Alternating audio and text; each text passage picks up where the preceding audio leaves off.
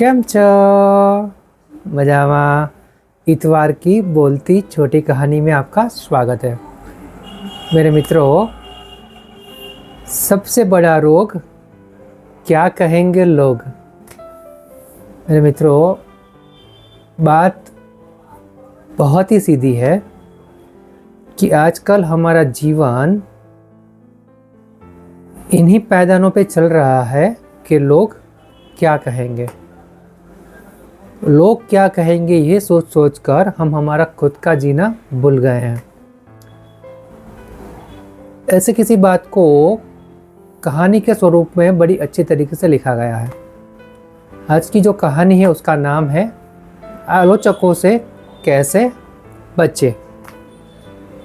ये कहानी जीवन की भेंट नाम की एक पुस्तक है, जिस पुस्तक में सारी कहानियाँ जो है सब जीवन के लिए सकारात्मक अभिगम लेके आती है। तो ऐसे जीवन की भेंट की जो पुस्तक है वो ओएसिस पब्लिकेशन हाउस ने छापी है, और oasis publication house oasis movement नाम का जो एनजीओ है वो चला रहा है। और ये ओएसिस मूवमेंट नाम का जो एनजीओ है उसका मुख्य काम है युवाओं और तरुणों के लिए चारित्र घड़तर के विकास के ऊपर काम करना। चारित्र कैसे बने, चारित्र को कैसे निखारा जाए, उसके ऊपर ये काम कर रहा है। तो ऐसे ओएसिस मूवमेंट का जो एनजीओ है, ये एनजीओ का ओएसिस पब्लिकेशन हाउस जो पब्लिकेशन हाउस है उसकी ये जो पुस्तक है जीवन की भेंट, इसमें से ये कहानी ली गई है जिसका नाम है आलोचकों से कैसे बचें। वार्ता शुरू होती है। एक बार एक पिता और पुत्र, जिसमें पुत्र की उम्र 25 साल रही होगी और पिता की उम्र लगभग 50-52 साल, दोनों अपने गांव से दूर एक जहां मेला लगा था वहाँ मेले में गए थे। और वो मेले से एक बहुत अच्छा हुष्ट पुष्ट एक घोड़ा लेके आए थे। तो मेले में से उन्होंने एक घोड़ा खरीदा था और घोड़ा लेके वो उस मेले से अपने घर में आ रहे थे, घर तरफ आ रहे थे। और इसके बीच का रास्ता जंगलों से होके आ रहा था और उसमें से 5-6 गांव भी उनको पार करने थे। तो मेले से पिता पुत्र ने घोड़ा लिया और अपने गांव की ओर प्रस्थान किया। जंगल से गुजरने के बाद उनके सामने एक गांव आया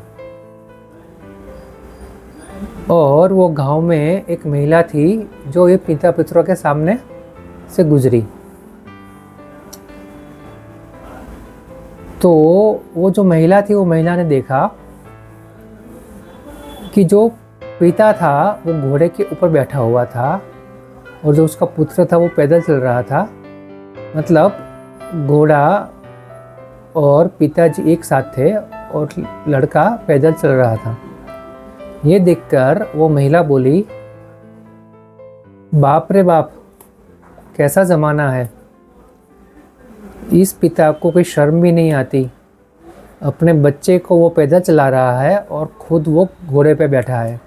इसको लाज और शर्म भी नहीं आती। ऐसा बोल के वो चली गई। अभी वो जो पिता था, पिता को थोड़ी शर्म आई, तो उसने सोचा कि ऐसा कैसे कोई बात कर सकता है, चलो हम कुछ करते हैं। ये सोच के उसने अपने पुत्र को बोला कि बेटे तुम इस घोड़े पे बैठ जाओ, मैं पैदल चलता हूँ।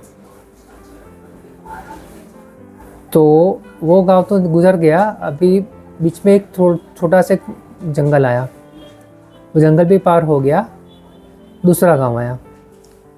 दूसरे गांव से वो गुजर रहे थे तो सामने एक बूढ़ा व्यक्ति आया।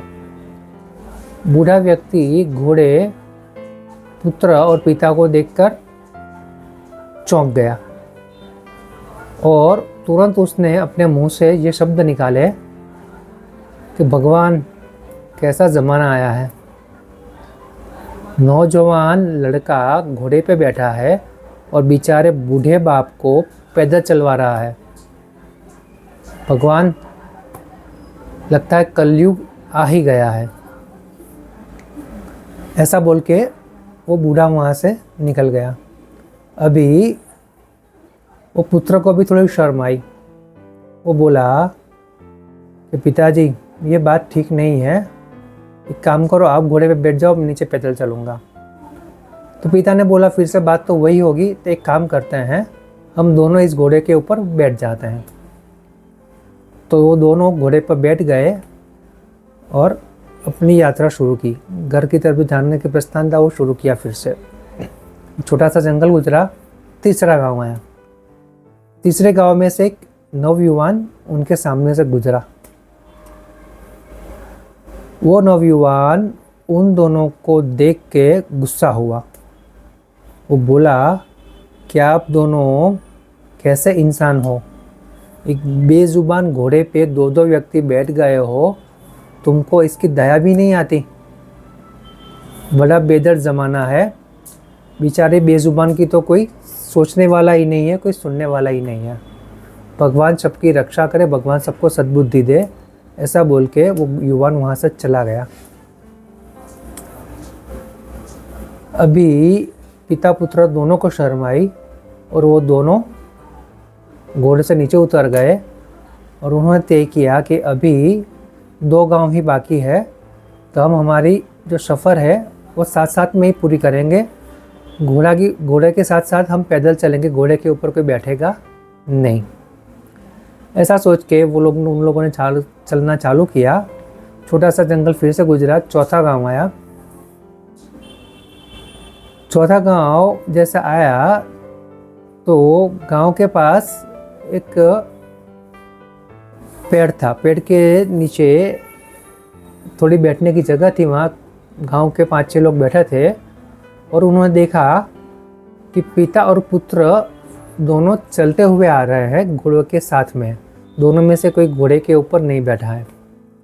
तो वहाँ पे जो बैठे थे, जो 5-6 लोग बैठे थे, उनमें से किसी ने आलोचना की कि कैसा इंसान है, घोड़ा खाली है फिर भी दोनों में से कोई घोड़े पे बैठा नहीं है। इन दोनों में तो बुद्धि नहीं है, क्या कर सकते हैं, अजीब लोग हैं।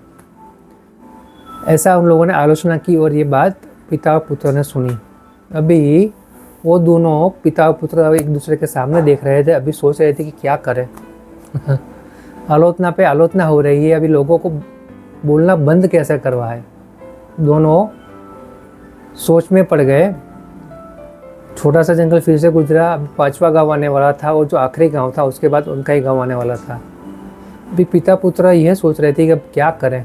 अभी तो एक ही चीज़ रह गई है कि घोड़े को पिता और पुत्र अपने सर पे ले ले, अपने कंधे पे ले ले और घोड़े को लेकर अपने गांव पे की ओर चले।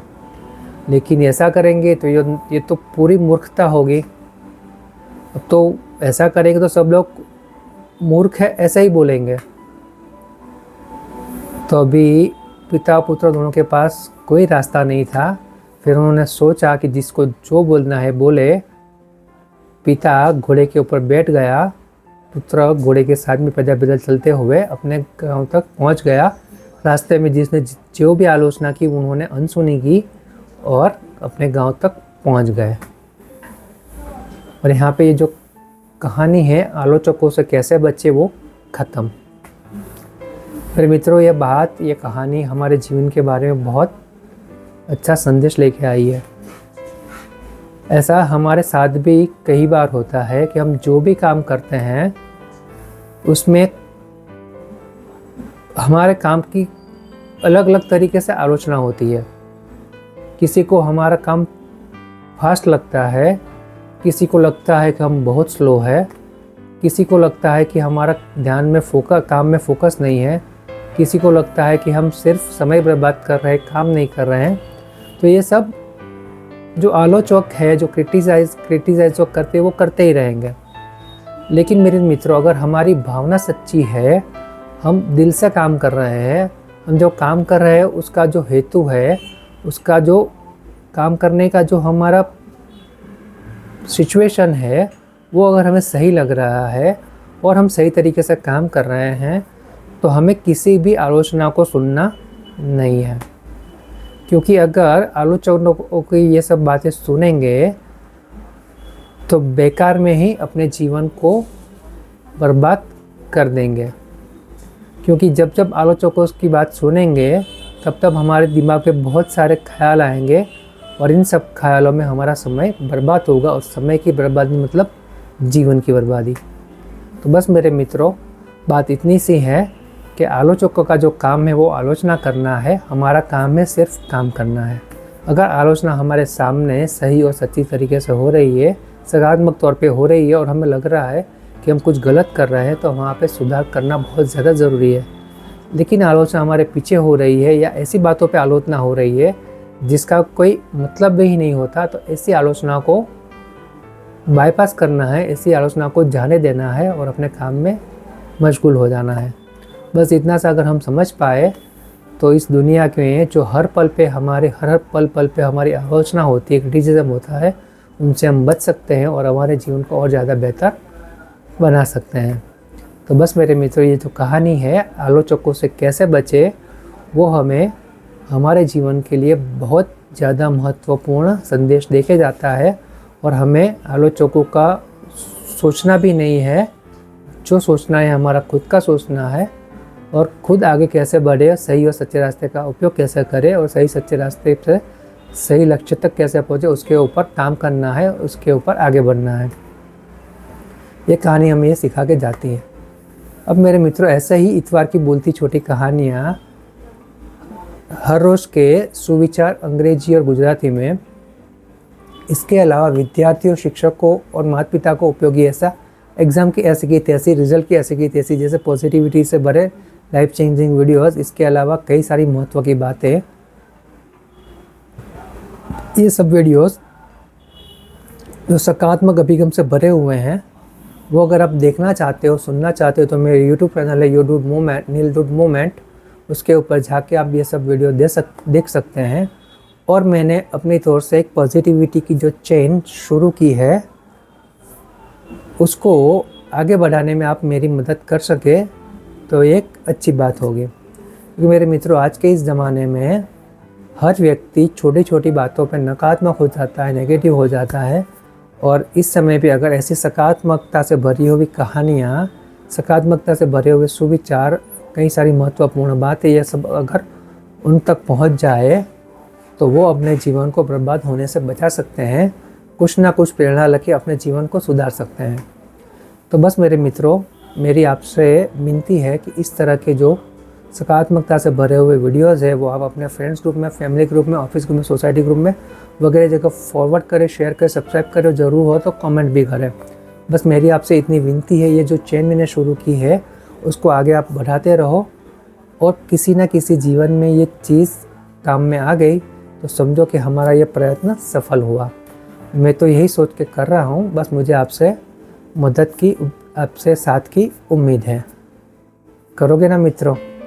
ज़रूर करोगे। अभी मेरे मित्रों, हम मिलेंगे अगले इतवार को। अगले इतवार की बोलती छोटी कहानी का नाम है 3 प्रश्नों की परीक्षा। अगले इतवार की बोलती छोटी कहानी का नाम है 3 प्रश्नों की परीक्षा। मिलते हैं अगले इतवार को, तब तक के लिए आओ जो।